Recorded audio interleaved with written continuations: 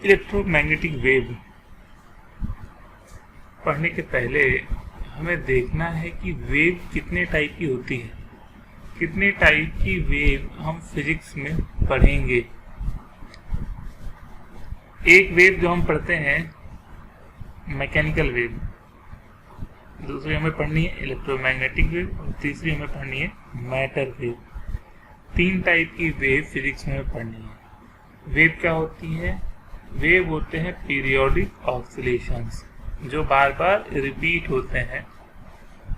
तो periodic oscillations के through energy का ट्रांसमिशन होता है। वेव्स बेसिकली एनर्जी को ट्रांसमिट करते हैं, मटेरियल को नहीं। वेव्स मैटर को ट्रांसमिट नहीं करते, एनर्जी को ट्रांसमिट करते हैं। मैटर ट्रांसमिट हो रहा था तो आपने पूरी मैकेनिक्स पढ़ी थी। पूरी मैकेनिक्स में हमने देखा मटेरियल ट्रांसफर हो रहा था, मटेरियल चल रहा था, बॉल जा रही थी, बॉल की वेलोसिटी v थी, तो बॉल के साथ हाफ mv² एनर्जी जा रही थी। और क्या जा रहा था? मोमेंटम जा रहा था mv। तो बॉल अपनी एनर्जी किसी दूसरी बॉल को दे सकती है कोलाइड करके, या बॉल अपना मोमेंटम दूसरे को ट्रांसफर कर सकता है। काइनेटिक थ्योरी ऑफ गैसेज में भी हमने देखा था कि जब गैस के मॉलिक्यूल्स बाउंड्री से टकराते हैं वॉल की तो प्रेशर एक्सर्ट करते हैं, यानी कि मोमेंटम ट्रांसफर करते हैं, जिसकी वजह से प्रेशर एक्सर्ट होता है।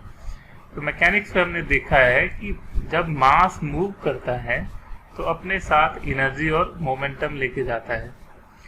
हम ये पढ़ना चाहते हैं, ये इन्वेस्टिगेट करना चाहते हैं कि क्या एनर्जी और मोमेंटम किसी और तरीके से ट्रांसफर हो सकते हैं जिसमें मास इन्वॉल्व ना हो।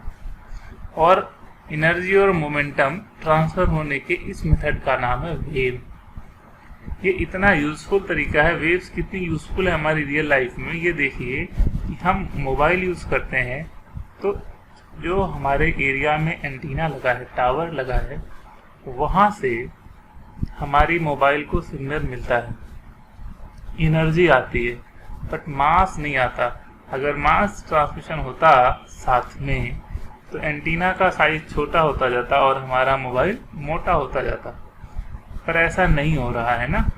तो वेव्स वो मेथड है जिससे एनर्जी और मोमेंटम दोनों ट्रांसफर हो सकता है। एनर्जी और मोमेंटम दोनों ट्रांसफर हो सकता है विदाउट ट्रांसफरिंग द मास। और ये इनकी इन्वेंशन की वजह से ही दुनिया में जितने भी कम्युनिकेशन है, ट्रांसमिशन है, वो सब पॉसिबल है। हम मुंह से बोलते हैं, हमारे मुंह से ऑडियो वेव निकलती है। एक पीरियोडिक ऑसिलेशंस होता है हवा के पार्टिकल्स में, जिससे कि कभी वो पार्टिकल आगे जाते हैं और पीछे आते हैं कुछ एक पर्टिकुलर फ्रीक्वेंसी से, और वो मोशन वो आगे वाले पार्टिकल को इम्पार्ट कर देते हैं। ऐसे ऐसे हमारी आवाज़ दूसरे तक पहुंच जा रही है, पर उसमें मास नहीं जा रहा है। ना तो हवा का मास बढ़ रहा है, ना हमारे मुंह से कोई मास का टुकड़ा निकल रहा है, केवल एनर्जी निकल रही है।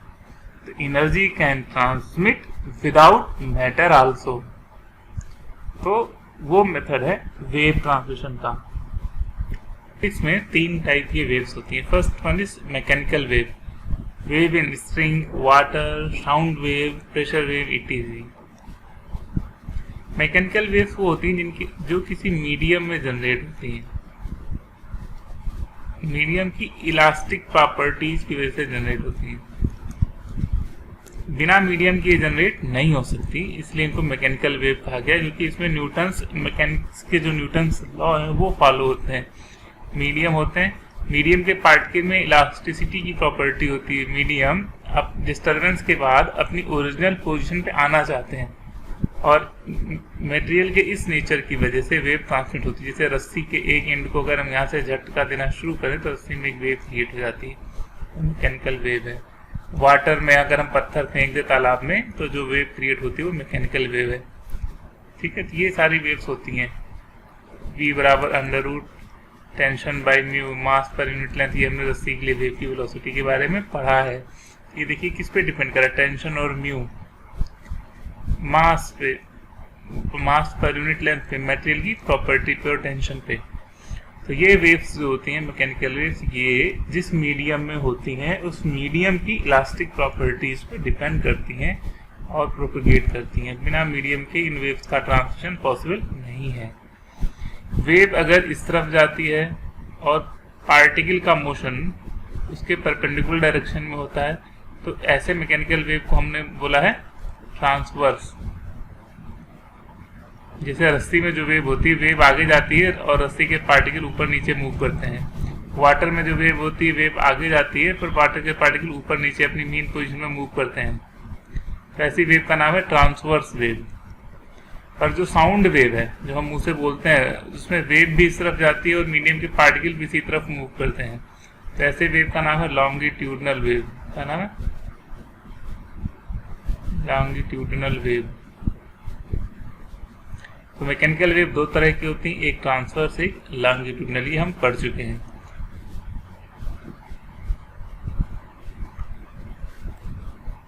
सिमिलरली सेकेंड वेव जो हमें पढ़ना है उसका नाम है इलेक्ट्रोमैग्नेटिक वेव। ये वेव इस चैप्टर में पढ़ना है। जैसे लाइट है, radio wave, waves in mobile, antenna, etc।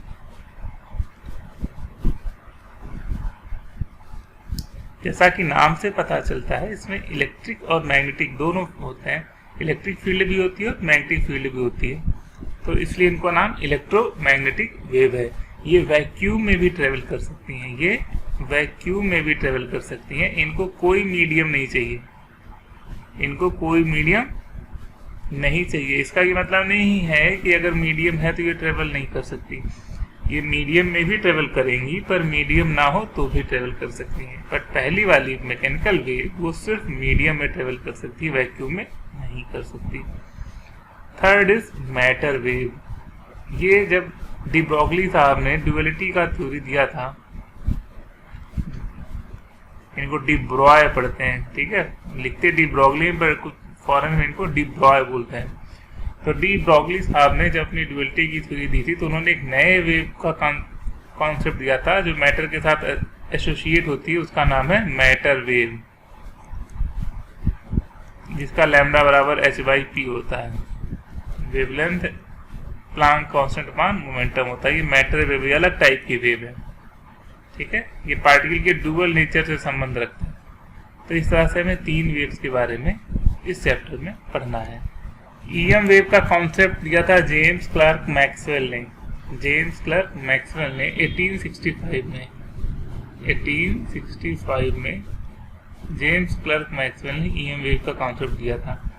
और फिजिक्स में नॉर्मली क्या होता है, नेचर्स की घटनाएं होती हैं और उन घटनाओं का हम एक्सप्लेनेशन खोजते हैं।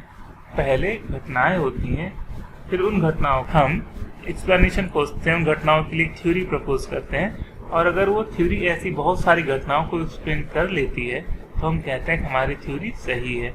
हम घटनाओं पे कभी क्वेश्चन नहीं उठाते क्योंकि वो तो ट्रू है, वो तो हो रही है। हम अपनी थ्योरी को रिफाइन करते हैं, हम अपनी थ्योरी पे सवाल उठाते हैं और अपनी थ्योरी को रिफाइन करते हैं। बट ईएम वेव वो कुछ गिनी चुनी चीजों में से हैं जिनका प्रेडिक्शन पहले हो गया था और ये प्रैक्टिकली बाद में साबित किया गया कि जो प्रेडिक्शन किया गया था वो सही है। ऐसी कुछ चीजें और भी हैं, जैसे मेंडलीफ ने एक पीरियोडिक टेबल बनाई थी, तो उसमें कई सारे पोजीशंस उन्होंने छोड़ दिए थे और कहा था कि फ्यूचर में ऐसे बहुत सारे एलिमेंट होंगे जो इन प्रॉपर्टीज को फॉलो करके यहाँ पे सेट होंगे और बाद में वो सारे एलिमेंट खोजेंगे। तो साइंस दोनों तरफ से चलता है। नो डाउट साइंस का प्राइम एम इंसिडेंट्स का एक्सप्लेनेशन है, बट वो थ्योरीज देता है और बाद में वो थ्योरी बाद में कई नेचुरल घटनाओं में वो सही साबित होती है। मैक्सवेल ने 1865 में बताया था कि इलेक्ट्रोमैग्नेटिक वेव एग्जिस्ट करेंगे। उन्होंने थ्योरेटिकली प्रूव कर दिया था, बट प्रैक्टिकली ये बाद में अराउंड 20 इयर्स लेटर 1885 में हर्ट्ज ने साबित किया। Maxwell proposed existence of EM wave in 1865. EM waves were discovered by Heinrich Hertz in 1885. इसीलिए फ्रीक्वेंसी की जो यूनिट है वो हर्ट्ज इन्हीं के सम्मान में कही जाती है। तो 1865 में थ्योरेटिकली मैक्सवेल ने प्रपोज किया और हर्ट्ज ने 1885 में इसको जो है प्रूव कर दिया। अब हमें ईएम वेव पढ़ने के पहले ये पता होना चाहिए कि मैक्सवेल ने क्या कंट्रीब्यूट किया था। मैक्सवेल एक थ्योरेटिकल फिजिसिस्ट था।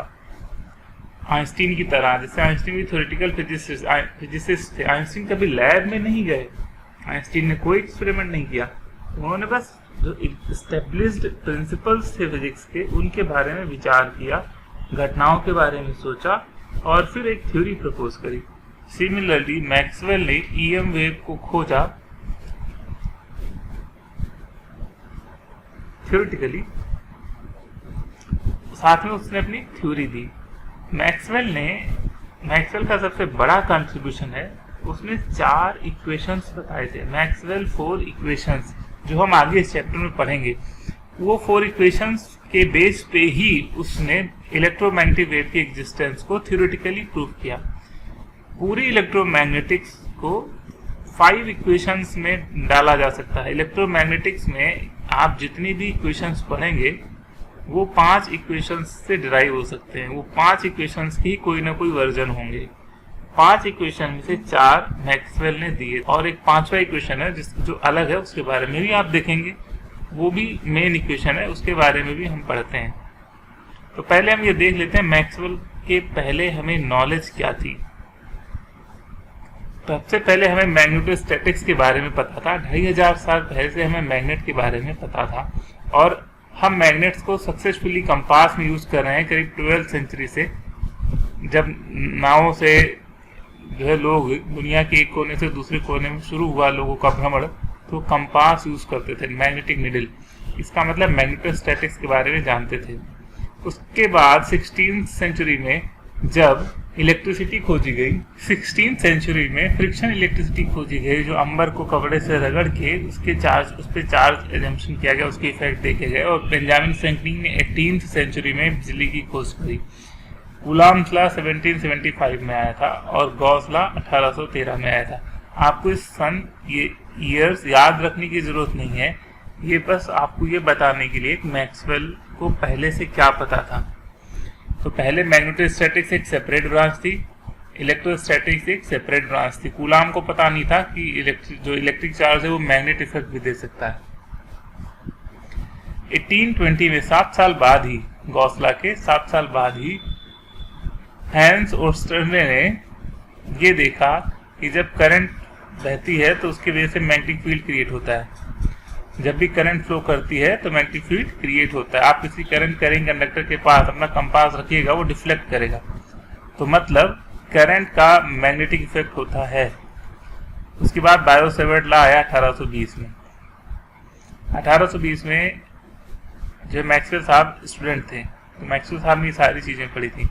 पहले उन्होंने मैग्नेटोस्टैटिक्स पढ़ा, फिर इलेक्ट्रोस्टैटिक्स पढ़ा, फिर मैग्नेटिक इफेक्ट ऑफ करंट खोजा गया। हमें भी ऐसे ही पढ़ाया जाता है, करंट से मैग्नेटिक इफेक्ट क्रिएट होता है। जो काम मैग्नेट करता था वही काम करंट भी करने लगी थी।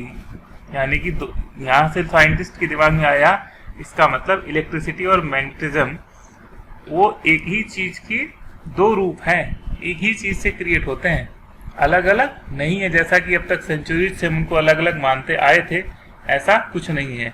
तो सवाल उठता है, अगर करंट का मैग्नेटिक इफेक्ट होता है तो मैग्नेट का भी तो कुछ करंट होना चाहिए। उसकी खोज करी फैराडे ने। 10 साल बाद ही 1831 में फैराडे ने बताया कि जब किसी सर्किट से लिंक्ड मैग्नेटिक फ्लक्स चेंज होता है तो उसमें पोटेंशियल क्रिएट हो जाता है, और अगर सर्किट क्लोज हो तो करंट फ्लो करने लगी है। तो करंट ने मैग्नेटिक फील्ड क्रिएट किया और मैग्नेटिक फ्लक्स ने करंट क्रिएट कर दिया।